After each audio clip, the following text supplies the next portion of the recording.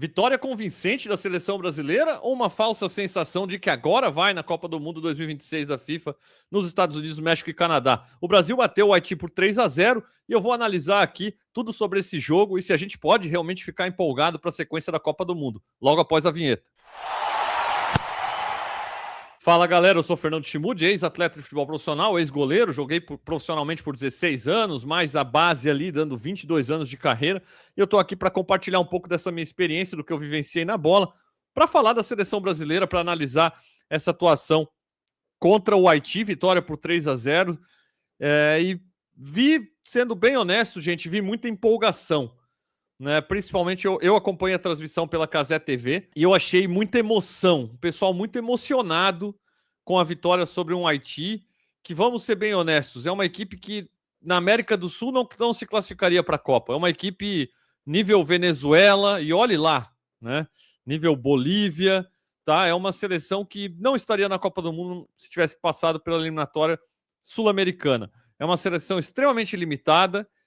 E o Brasil fez o que tinha que fazer, e esse é o lado bom da coisa. Quando a gente analisa o Brasil, fez o que tinha que fazer, venceu, meteu 3-0 nos caras, venceu sem ter chance de perder. Em nenhum momento o Brasil ficou assustado contra o Haiti, em nenhum momento foi ameaçado, não teve aquele susto que teve, por exemplo, no amistoso contra o Panamá, quando o Brasil começa fazendo um gol nos primeiros segundos e aí logo toma um empate, e tem um momento de susto com o Panamá até criando alguma coisa, com o jogo empatado no Maracanã. Não, o Brasil faz os 3-0, se aproveita dos erros do adversário, se aproveita da inocência ou da falta de qualidade, enfim, do adversário limitado, faz o resultado ainda no primeiro tempo, administra no segundo tempo, de certa forma tira o pé, poupa alguns jogadores, troca alguns outros, dá oportunidades. Então, assim, em termos de resultado, o Brasil fez o que tinha que ser feito, conquistou os pontos, assumiu a liderança do grupo e entra na última rodada realmente buscando apenas a classificação com a vantagem no momento, né, com saldo de gols com a vantagem. Vai enfrentar uma Escócia que é mais forte do que o Haiti, enquanto o Marrocos pega um Haiti sabendo, talvez até mesmo, o quanto precisa de fazer gols, né? Comparando até com a vitória do Brasil por 3-0, o quanto que precisa de fazer gols contra o Haiti para, de repente, terminar em primeiro no grupo. Já o Brasil com um adversário um pouco mais cascudo na Escócia, uma equipe europeia que ainda joga aquele futebol britânico das antigas, né, de jogar lateral na área, bola levantada, buscando cruzamentos, com jogadores mais experientes do que do Haiti, obviamente, com um pouco mais de qualidade também, e certamente um adversário que vai trazer mais dificuldade para o Brasil, ainda que não seja uma das seleções, obviamente, entre as principais da Copa do Mundo. Sobre o jogo de ontem, gente, não é questão de querer, Fernando, você tá querendo ser ranzinza ou você tá querendo ser pessimista em relação à seleção brasileira? Não, eu tô torcendo muito pela seleção brasileira nessa Copa do Mundo, sem dúvida alguma, mas não dá para se iludir com o resultado contra o Haiti, e principalmente com a maneira que foi. Tá? Eu vejo muita gente empolgando ou se decepcionando com a seleção brasileira simplesmente baseada em resultados. O jogador fez o gol, o jogador foi bem. O jogador não fez o gol ou não deu uma assistência, ele não foi bem. O Brasil ganhou, foi bem. O Brasil não ganhou, foi mal. E não é bem por aí. É possível, às vezes, você perder um jogo jogando bem, né? E ter uma infelicidade. É possível você ganhar jogos e não jogar bem. E o Brasil ontem não é questão de não ter jogado bem contra o Haiti. É questão de, apesar de ter feito o que precisava ser feito, em termos de resultado, em termos de ser sólido defensivamente, em termos de não dar chance para o Haiti assustar o Brasil em nenhum momento, a gente não viu o Brasil também criando oportunidades a rodo, jogando um futebol criativo, o futebol que o brasileiro gosta de ver, o futebol que o brasileiro espera da seleção brasileira, com triangulações, com tabelas, com jogadas criativas, com oportunidades sendo criadas a todo momento. Não foi o Brasil que a gente viu, nem no primeiro tempo. Então, para esse papo da imprensa que empolgou ontem, né? Eu vi muita gente empolgando, também vi, por exemplo, o Djalminha já falando que não foi essa atuação toda, e eu estou muito mais concordando com o Djalminha do que com essa galera que estava emocionada ontem, porque vamos analisar os gols do Brasil quando faz 3-0 contra o Haiti. O primeiro gol, a gente tem um Haiti que joga contra o Brasil, tendo que se retrancar, tendo que se fechar, tendo que jogar com as linhas o mais baixo possível para não permitir que o Brasil faça gols ou entre com facilidade na sua defesa. A gente viu um Haiti subindo linhas em alguns momentos, jogando principalmente com a última linha defensiva alta o bastante para tomar bola nas costas, até com uma certa frequência, com lançamentos, principalmente do Lucas Paquetá e do Bruno Guimarães, nas costas da defesa para Rafinha e para Vini Júnior. Então, assim, não tem cabimento o Haiti jogar com a última linha defensiva alta, dando esse espaço para o Brasil, que é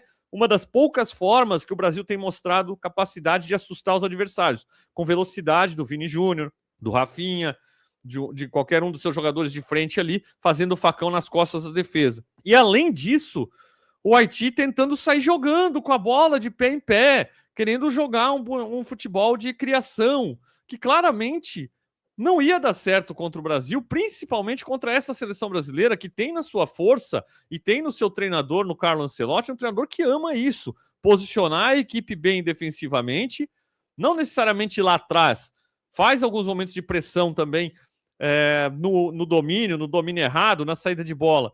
Mas não é aquela equipe que marca lá em cima, lá na saída de bola do goleiro. É uma equipe que até gosta que o time venha até o meio-campo, atrai pelo menos até o meio-campo o adversário para poder ter esse espaço de velocidade no contragolpe. E é exatamente assim que saem os 2 primeiros gols do Brasil, com o Haiti errando saída de bola ali já no meio do campo, né, errando passe, errando domínio, perdendo essa bola ali no meio de campo, e o Brasil podendo sair em velocidade, esticar essa bola para o Vini Júnior em velocidade, e os 2 gols saindo dessa forma, os 2 primeiros. E aí o Brasil com 2-0 no placar contra um Haiti extremamente limitado, depois sai, obviamente, o terceiro gol, e até no segundo tempo, mais possibilidades, a gente ainda teve 2 gols anulados, mas sempre com o Haiti se expondo muito mais do que deveria num jogo contra a seleção brasileira. O Haiti dependia muito de fazer uma partida lá Cabo Verde, né, contra a Espanha, para precisar conseguir um resultado contra o Brasil. E, obviamente, se expôs o suficiente para, com seus próprios erros, pagar caro,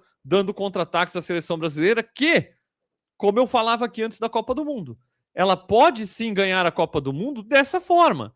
Porque se o Haiti não deve jogar dessa forma, se expondo com saída de bola e tentando jogar com mais posse ou tentando criar no campo do Brasil com posse de bola, com toques laterais, tentando buscar passe de pé em pé para criar alguma coisa, certamente os favoritos, França, Espanha, as principais seleções da Copa, Alemanha, vão tentar jogar com a posse e criar contra o Brasil. E o Brasil pode, obviamente, também roubar essa bola deles e criar esse tipo de contra-ataque que criou contra o Haiti, certamente causaria dificuldade para essas seleções também.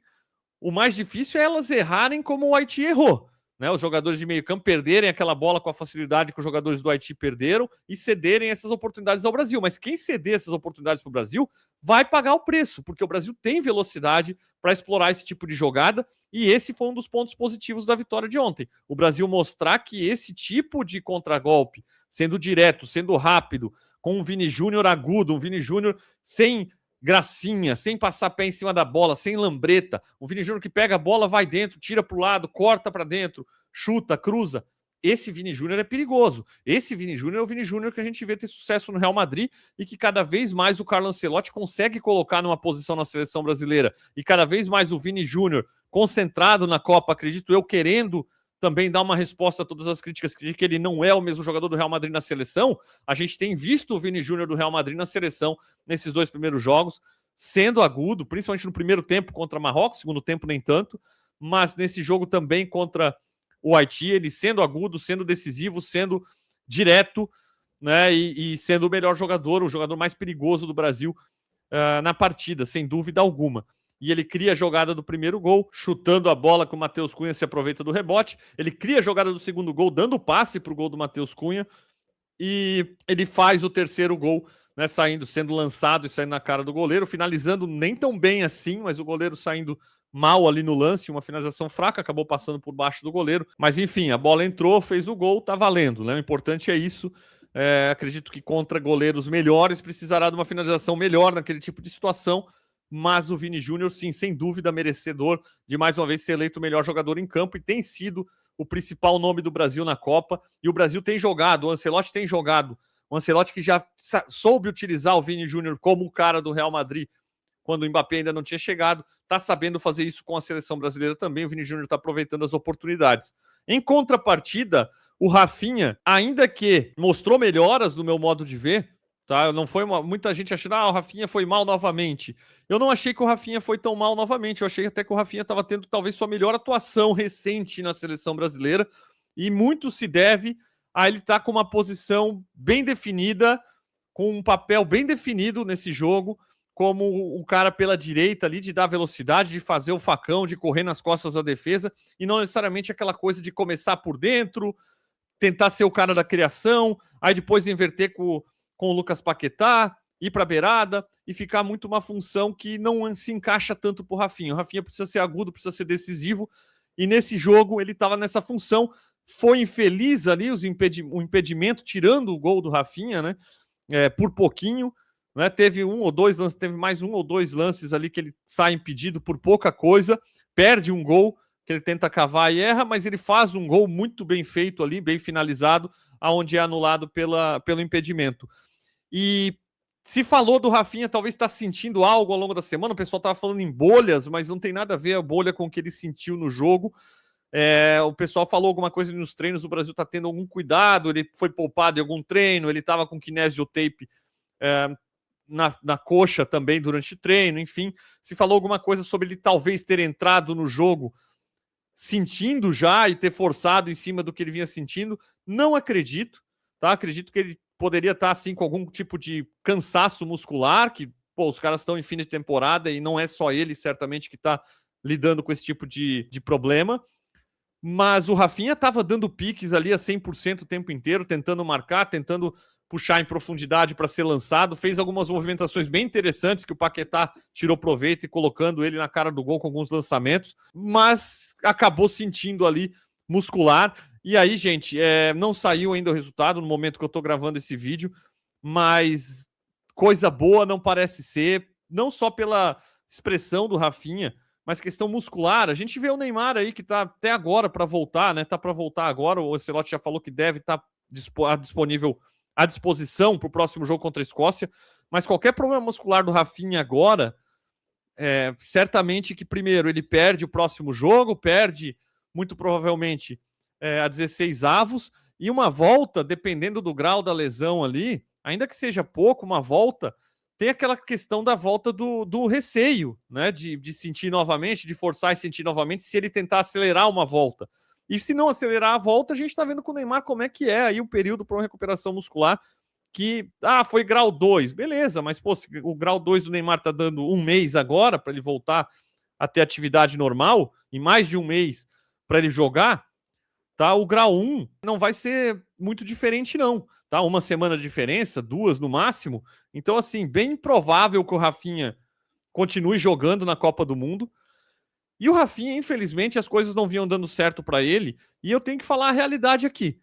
A gente lamenta a lesão pelo atleta e tudo mais, mas como peça, e uma peça que, pelo que faz fora da seleção e não pelo que faz na seleção, tinha uma titularidade, uma minutagem muito alta e até mesmo não saía de campo, com o Ancelotti tentando dar essa moral para tentar ter esse jogador do clube na seleção, e que assim como está começando a dar certo com o Vini agora, poderia de repente dar certo com o Rafinha em algum momento, mas a gente não sabe, né? Enquanto não desse certo, estava sendo um prejuízo para a seleção essa insistência. Então, assim, a realidade é que essa lesão do Rafinha pode muito bem ser positiva para a seleção brasileira.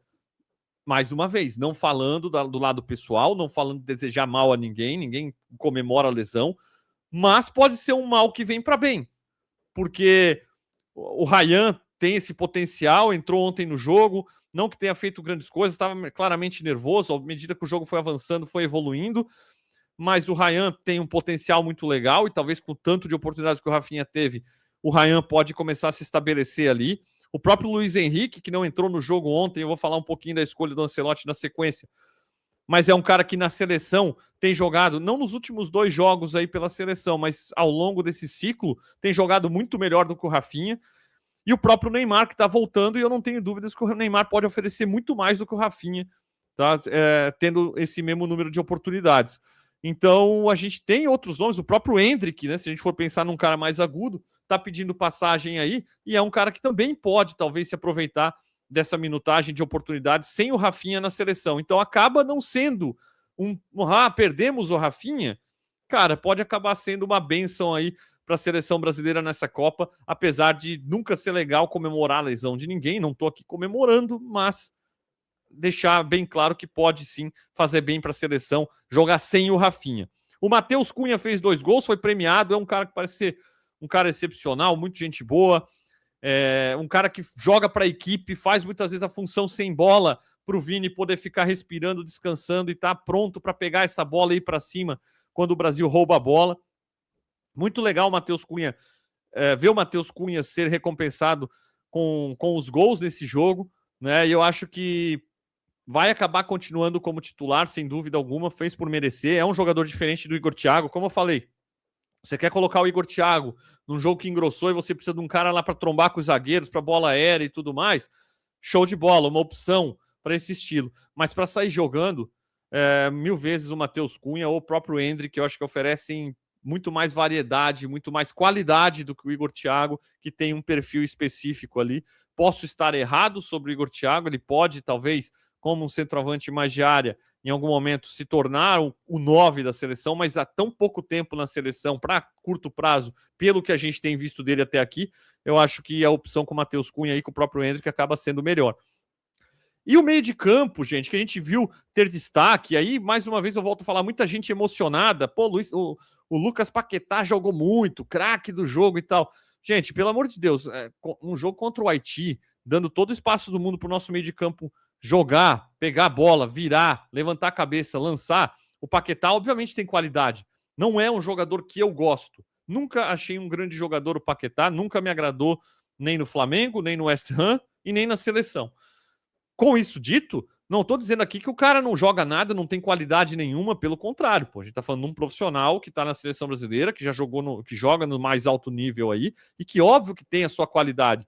Jogando contra um Haiti, se o Paquetá não conseguir se destacar com a liberdade que ele teve para lançar essas bolas pro Rafinha, pro Vini, para pifar os caras, aí também, meu amigo, pode largar, né? Então, assim, fez o que tinha que fazer contra o adversário que estava à frente, foi lá e fez o que tinha que fazer, até mesmo criando mais do que o próprio Bruno Guimarães, que é o titular absoluto ali na outra função. E assim, isso eu esperava um pouco mais do Bruno nesse sentido. Depois, ao longo do jogo, segundo tempo, também foi criando, mas enfim, no primeiro tempo, onde o Brasil fez o resultado, o Paquetá foi mais importante na criação do que o Bruno Guimarães, e o Paquetá mostrou uma predisposição a ajudar na marcação, a dando carrinho, cortando bola, roubando bola, o que acaba fazendo ele uma opção interessante ali na do Bruno Guimarães, né? Nessa criação vindo de trás.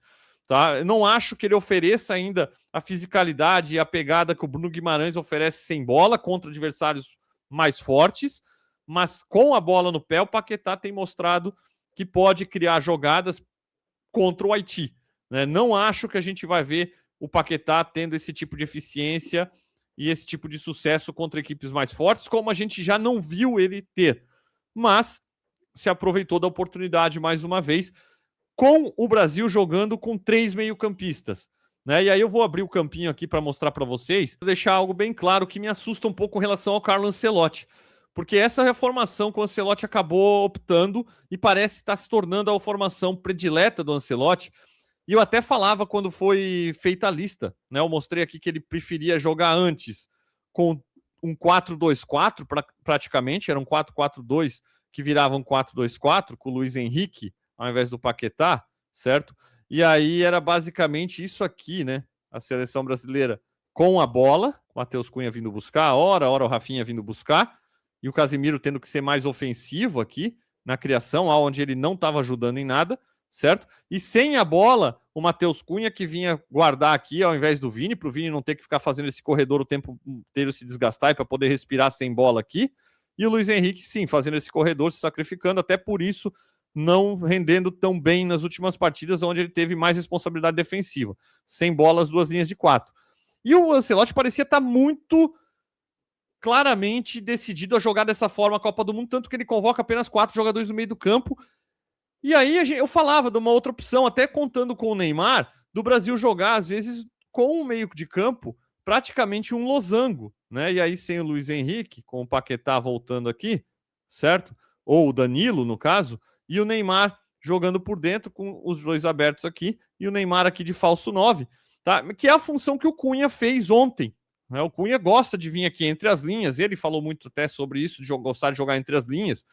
E aí ele vem muito buscar essa bola, ser esse cara, e quando ele vem buscar essa bola, isso permite que Vini e Rafinha façam esses facões, joguem mais fechados, e aí volta a falar, aquela formação do Milan, do Ancelotti, né, que tinha o Kaká nessa daqui, aí tinha Shevchenko, tinha Inzaghi, o Crespo, né, tinha Gattuso, Seedorf, tinha aqui o Pirlo, certo? Então, fazendo esse losango no meio, os pontas fazendo esses facões aqui, virando mais atacantes, e o Cunha podendo pegar essa bola para colocar esses jogadores na cara do gol, né? Vindo buscar, às vezes atraindo, como ele sai dessa posição aqui do meio dos zagueiros para vir buscar essa bola, às vezes atrai a marcação do zagueiro, né? E aí abre esse espaço para dar essa bola nas costas. Então, o Brasil optando por jogar nessa maneira, o Ancelotti usando esse estilo de jogo, com mais um meia aqui, e jogando com Paquetá e Bruno Guimarães como 2 segundos volantes, né? E o Casemiro mais plantado no meio da defesa, uma função que eu gosto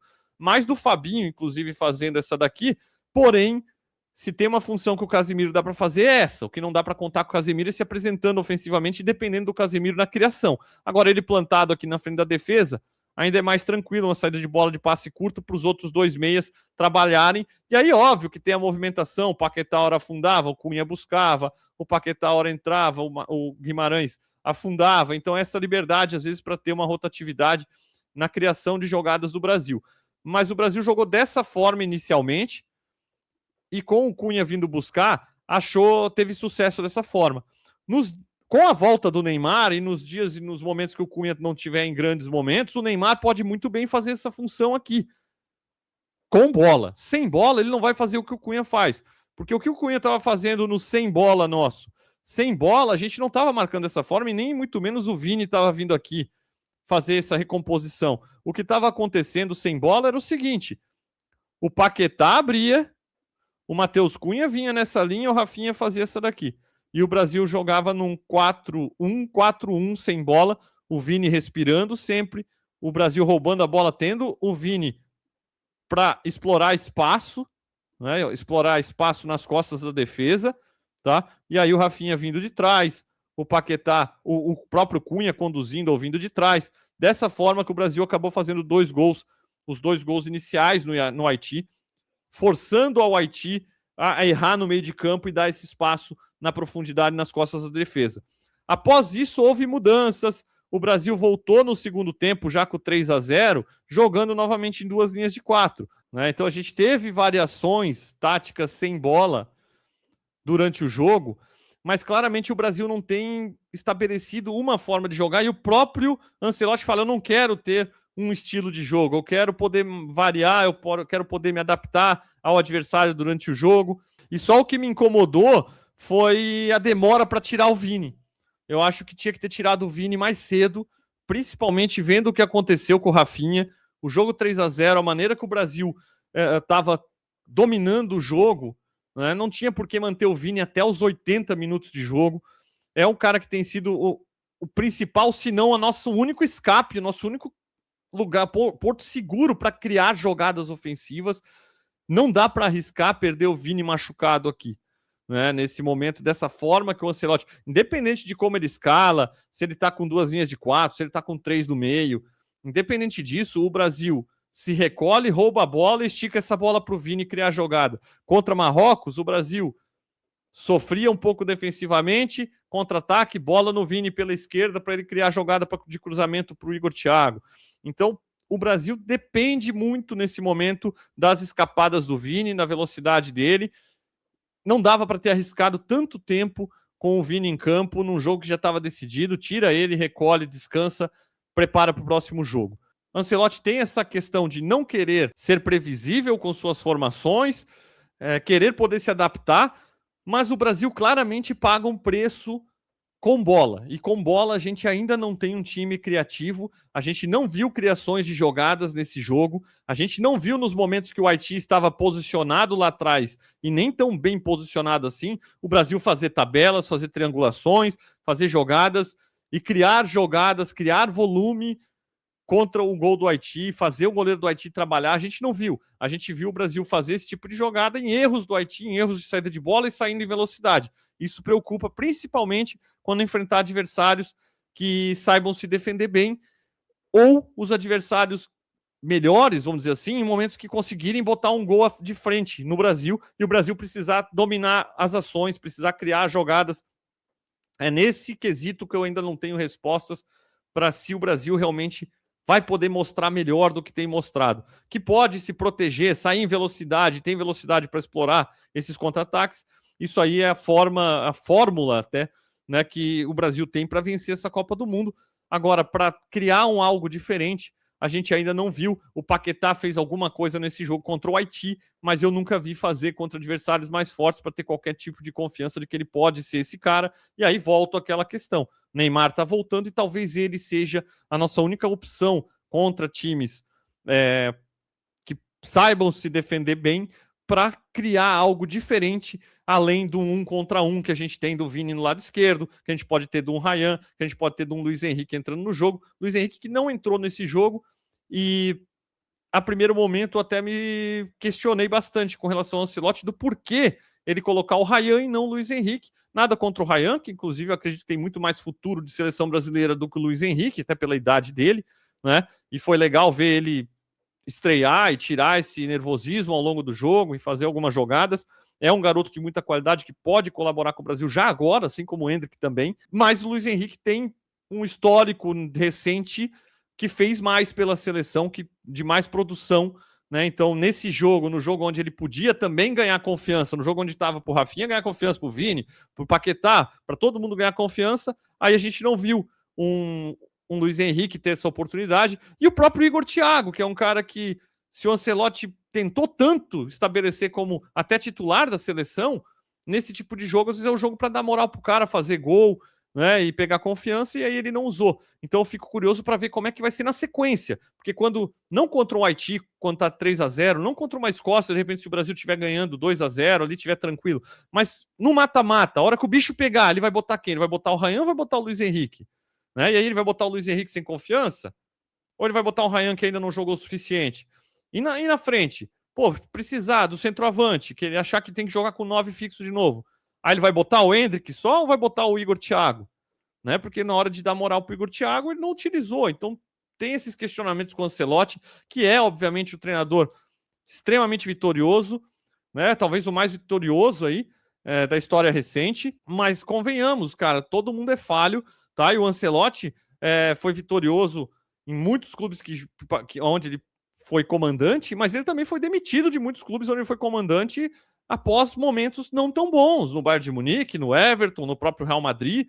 Então ele não é o dono da verdade, ele não vai acertar em tudo, tá? E tem várias questões. Primeiro, questões táticas, né? De não querer ter uma cara e com isso o time acabar sendo um time que, pô, dentro do jogo contra o Haiti, 3-0, você mudou de formação 3, 4 vezes ao longo do jogo, sabe? E não foi tão criativo assim. Né? E contra o Haiti também, você muda completamente as substituições que você vinha fazendo. Então, sabe, às vezes é aquela coisa, quando você joga, todo mundo joga, às vezes quando você mais precisar, ninguém aparece, porque ninguém tá com aquela confiança para entrar e fazer a diferença.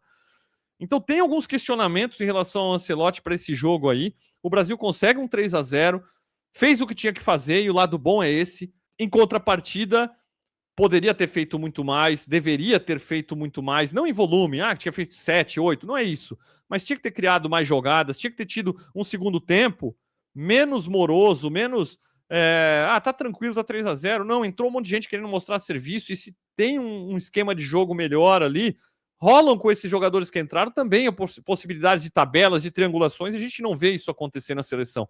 É muito dependência de roubar a bola, explorar a velocidade, individualidade do Vini no mano a mano, aí um Ryan entrando com individualidade, sabe, um Matheus Cunha vindo entre linhas para tentar buscar alguma coisa, mas a gente não vê os jogadores se conectando com bola. Sem bola, eu acredito que está bem definido, tá? O Brasil tem se defendido bem e tem se posicionado bem, mas no com bola tem faltado, e essa criação, o pouco de criação que teve ontem, que foi alguma coisa de lançamento, bola longa do Paquetá, contra defesas boas, isso aí não vai ser tão fácil, não vai entrar tão fácil. Então fica essa preocupação para a sequência. Vamos ver contra a Escócia. A Escócia deve ser uma equipe que não vai vir para cima do Brasil, apesar de que precisa do resultado, mas deve ser uma equipe mais física, mais bem postada defensivamente, que pode desafiar o Brasil muito mais do que o Haiti, tanto no quesito de se posicionar de uma maneira que o Brasil vai precisar ser criativo para achar brechas dentro dessa defesa, quanto também no quesito de achar um gol numa bola parada e colocar o Brasil numa situação de dificuldade. Então o Brasil vai precisar ser melhor contra a Escócia e a gente deve ter respostas a essas perguntas, tanto táticas quanto de escolhas do Ancelotti. A gente deve ter mais respostas nesse jogo contra a Escócia, jogo que deve marcar a estreia do Neymar nessa seleção do Ancelotti e na Copa do Mundo, e ele pode ainda assim ser a única chave para essa criatividade do Brasil de tabela, de buscar jogo junto com os outros jogadores de ataque e não de simplesmente pegar a bola e dentro do mano a mano, né, que é o forte aí do que a gente tem conseguido fazer com o que a gente tem. Beleza, galera? Então eu fico por aqui. Deixa seu comentário. Te animou esse jogo da seleção? Te convenceu? Tá mais confiante agora? Eu continuo achando que o Brasil é competitivo e vai ser competitivo contra qualquer um. Tem chance sim de ganhar essa Copa do Mundo, mas com a bola no pé tem faltado, sabe? Tem faltado e vamos ver se melhora para a sequência. Deixa seu like, se inscreve aqui no canal. O canal Fernando Chimude FC vai continuar produzindo conteúdo ao longo da Copa e também pós-Copa, muito conteúdo por vir. Então fica inscrito aí, ativa o sininho para não perder nada. Um grande abraço, até a próxima. Valeu!